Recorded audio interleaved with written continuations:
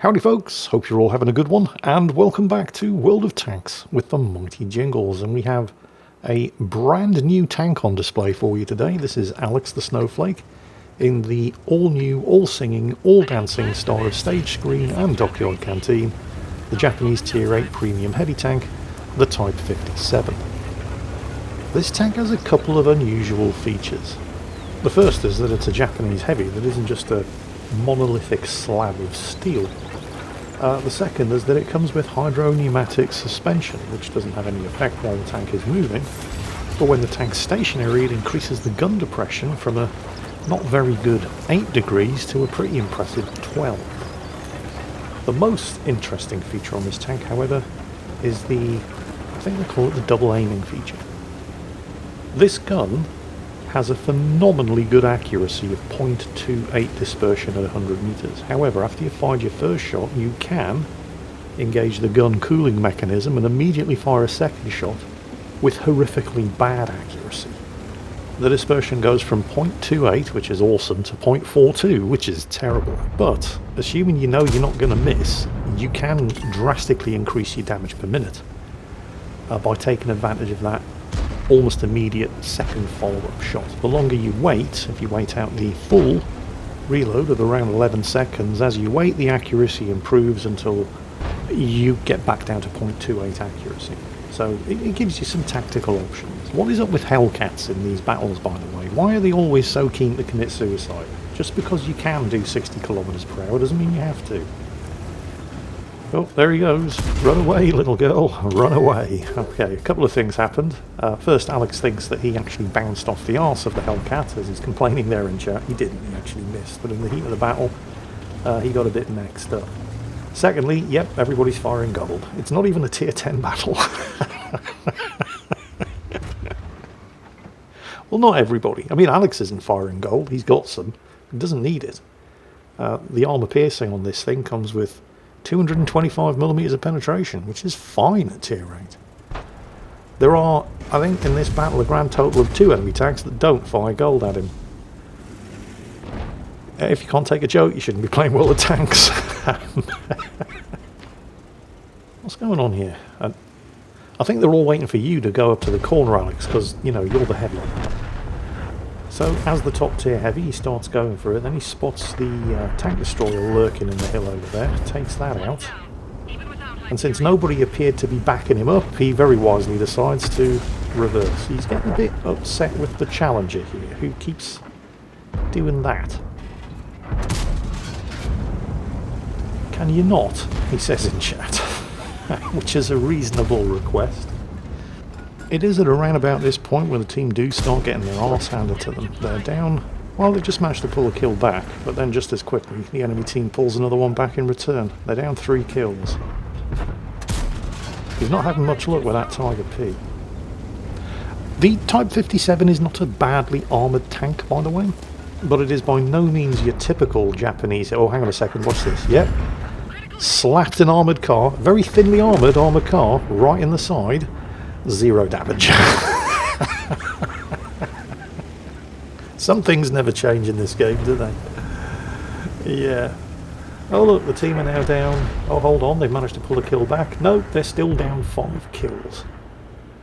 Yeah. This is pretty bad.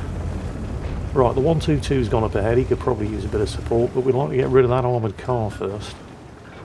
Although don't forget, this thing does have hydro-pneumatic suspension, so when he's stationary like this, he gets 12 degrees of gun depression, which means he can cover the armoured car if it pokes out, and he can also cover the corner, and support the 122. It's important that he keeps his lower glacis covered, by the way. As I was saying, this is by no means your typical Japanese heavy, that's just a monolithic slab of armour. It's not a badly armoured tank, and in fact it has a very, very good turret. And the upper glacis at the front is okay as well. It's 100mm and it's sloped, but the lower glacis is huge, and it's not very well armoured.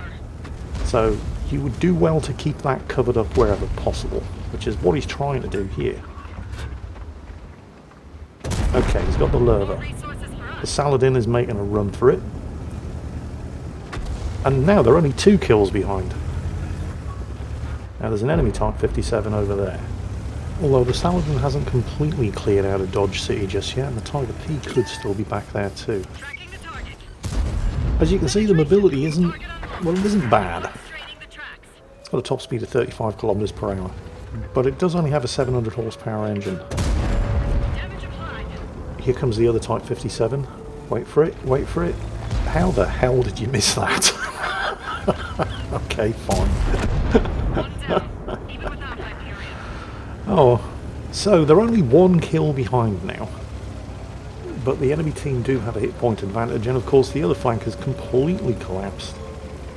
And the base is being overrun. They do have a couple of base defenders though. Although they've got one less than they had a couple of seconds ago. The ISU 152K has just been destroyed. The Challenger's up there, but well, he's a one-shot kill.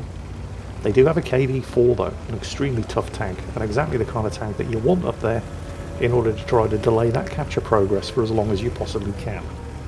Somewhat inevitably, however, given how brave he was down on this corner and how little health he has left, the Challenger has just died. That just leaves the KV-4.